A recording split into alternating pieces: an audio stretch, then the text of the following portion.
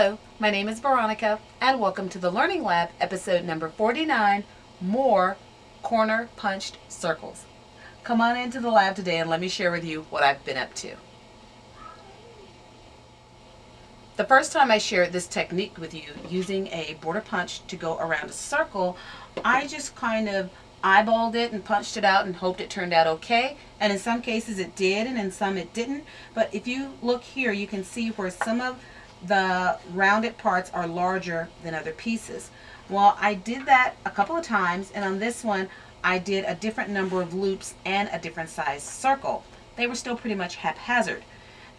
Then I did one where I did mark the backside with the grid that I shared, punched these out, and the spacing pieces came out a little better. Well, I've had just a little bit of time to improve on that, so let me share it with you. I went back to the drawing board. I came up with something that looked like this. It's awesome. Let me turn it over on the back, and you can see here some different little grid markings are there, and I'll share with you what I did. But this turned out beautiful, and in this case I decided to leave those little pieces in there. And this one was done using the lace punch from Martha Stewart. Not to be outdone by those double arches, I went back to it again, and this time I think my results were a lot better than in those previous trials that I did. On here I have 3, 4, 5, I have 9 loops. I'll turn it over on the back and you can see where I was able to mark that grid. So what is this grid that I keep talking about? I wanted to make one that would show me all of the degrees on a circle, and I was going to draw one, but I had the brainstorm to go online and use a search engine and see if I could find one. So I put in circle with grid, and several of them came up, and a lot of them came up around the Arctic Circle. Imagine that. You can search that or use the link that's posted below in my description to go to this one, which was found at the CDC, by the way. They're going to wonder why they are getting so many hits on that picture from this point on. But here's how I use this particular grid. It starts at the 0 degree mark and goes all the way around to 350. So if you started at the 10, then when you come back here, that will complete your 360. So using this little Cherish punch, the newest one to add to my punch collection. So I took just a plain piece of white card, wide enough to go into my punch, put it in and punched out my piece. Once I got it, I trimmed off the edges so I could get the true shape of the punch. And here I've marked 40 degrees.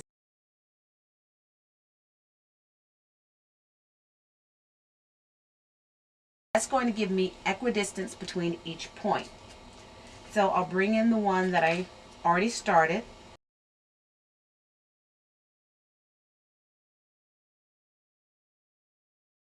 Again, my only focus is knowing that I've got this right up on the arc, my line is going through the center, and I'm free to punch.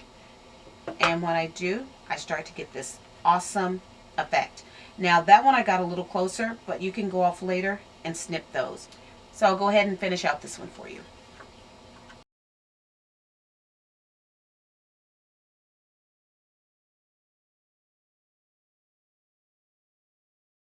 Now I did lose this one, and that's only because I was trying to turn it so that you could see it.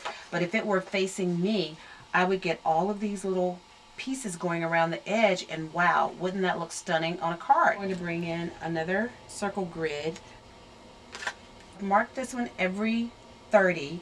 I've now gone around and started punching, and I'll just do the last 2 here. My main thing is to make sure my tip is lined up on the arc and that my line is going through the center of that raindrop. That will ensure that all my punches at that point are consistent.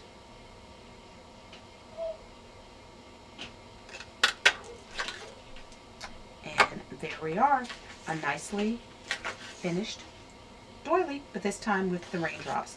Turn it over so you can see the clean side. I would like to thank you for joining me in the lab today to get a few more tips and techniques and ideas on how to really maximize those corner punches. If you would use this with your grid, you're going to come out with some stunning corner punches. I love this one. It's my absolute favorite. Remember, those tips can come off if you like, giving you a totally different look. Can I just say I am loving this raindrop. And if you take that off, again, you're going to get a totally different look to your circle. I'm tingly all over. If you go ahead and punch some templates for yourself, put the degrees that you used on it, then the next time you go to it, it's going to be there, ready to go, no guesswork involved. Please remember to visit my blog at inkallusions.blogspot.com, where you'll find a lot more information and inspiration. Until then.